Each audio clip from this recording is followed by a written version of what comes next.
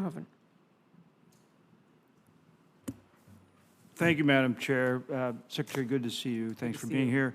I want to ask you about both the Clean Power Plan 2.0 and also MATS. And MATS particularly has an impact on lignite coal more so than other types of coal. I think you're aware of that. We've had you out to North Dakota, so I know you know quite a bit about our industry. But the independent grid operators, including PJM, Southwest Power Pool, which of course is, we have both MISO and Southwest Power Pool, and we supply power to about 9 states out of North Dakota, coal-fired electric power. But PJM, SPP, and ERCOT all have indicated that they think that these two rules are going to be a huge problem in terms of keeping enough base load for grid reliability. And I have full letters from all three of them. Madam Chairman, I'd ask to be made part of the record. Without objection. Expressing those concerns regarding these two EPA rules as promulgated by EPA. You know, we're going to need some help here. As you know, we're leading the way on these carbon capture, both for coal gasification, which is already in place, but also for carbon capture on coal-fired electric plants, both on the RUS side, the co-op side, and on the private investor-owned side. But with these rules, we're not going to get there. And you've got hundreds of millions invested with us in these projects. I respectfully disagree that we're not going to get there. In fact, when the EPA put out its proposed rule, it took in feedback, listened to the concerns of the power authorities, and pushed back the date by which coal plants, existing coal plants, would have to install carbon capture equipment. The question is it technologically feasible? You have proved out that it is technologically feasible. And we have financing mechanisms to help fund the installation. So we think it is, it's not just think, we have done this analysis with them. We have an MOU with the EPA, and we think that, you know, I understand people being worried about it, but by, you know, in the 2030s, it will be, people will see that it's doable, and you guys have been the example of how that's possible.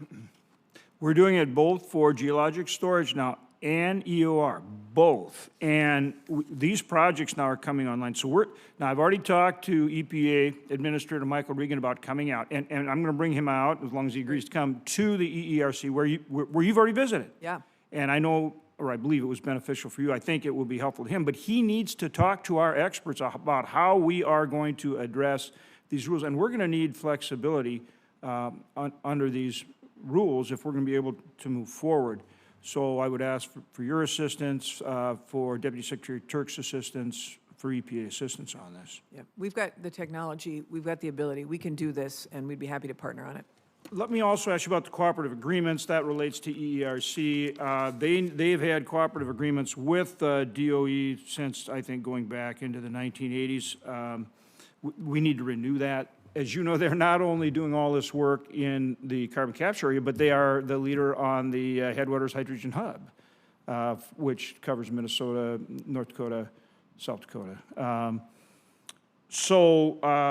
I'd like to ask that you would work with us to reauthorize it. It's up, I think, next year, but it needs to be reauthorized, and they have ongoing projects.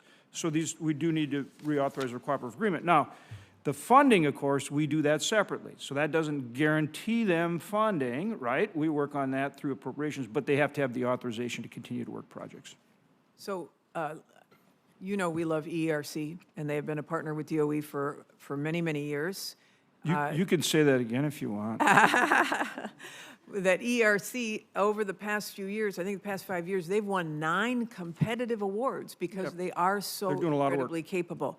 We are trying to move in the direction of more competitive relationships, though, and hence so, I expressed the difference between authorization and the appropriation. Yes. And that's very important because we need to keep those agreements. Now, whether you end up giving them an award, we'll work with you on that, but they've got to have the underlying authorization for continuity of projects, and then they compete on the awards just like anyone else. Yeah.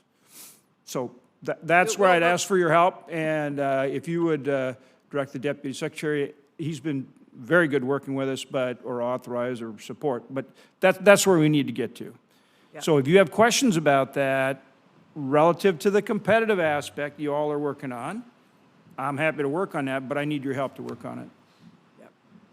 We will continue to work with you, but as you know, even on this committee, there has been a push toward competition. And so we want to, we love all of our masters. Yeah, no, I understand. Could I ask one more question? Of course. Madam Chair, and this is actually for Undersecretary Ruby, the warheads for the Sentinel program, ICBM. Right, as you know, that the Sentinel's undergoing a Nunn-McCurdy review. And Air Force is working diligently on that. I've talked to them a lot about it. But I want to make sure, but it's not a technological issue. Mainly, so they got to pour so darn much concrete that it's just a, you know, a construction issue, you know. It's like building the interstate system again in some respects for a lot of that area. Are you staying on track and on top of what you have to do both for Sentinel and for the LRSO, the cruise missile warhead?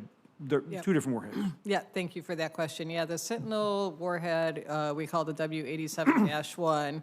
And we're just, well, as Nunn-McCurdy is proceeding, we're proceeding with the W87-1 warhead on the schedule that we currently have.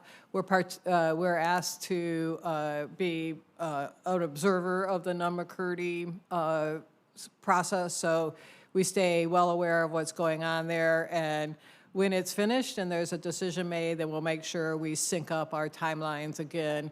It's important for us that we have a flight test for our warhead development program, so that will be where we have to, that's the particular point where we really want to make sure we stay synced up. On the 80-4, we're well aligned, and it's pretty far along in its development, and we'll be making a lot of W80-4s to put on the standoff weapon before long. Yeah, incredibly important at this time with what's going on in China and Russia. So Yeah. thank you for that. Thank you. Thank you, Madam Chair. Thank you. That